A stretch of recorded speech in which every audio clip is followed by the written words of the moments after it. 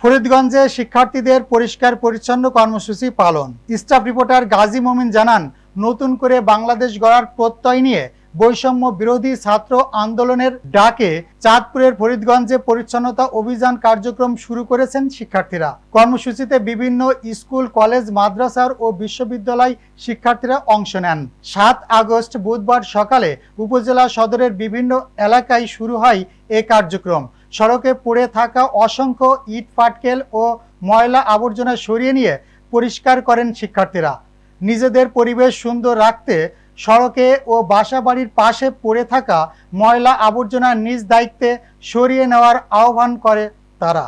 আমরা আমাদের এই ফরিদগঞ্জে যত ময়লা আবর্জনা আছে, যত খারাপ মানুষ আছে, মানুষ থেকে শুরু করে পুরো ফরিদগঞ্জ আমরা ক্লিন করার জন্য আমরা ছাত্ররা নামছি। যেহেতু আমরা ছাত্রদের আন্দোলন, আমরা ছাত্রদের আন্দোলনের জন্য আজকে এই অবস্থানে আসছি।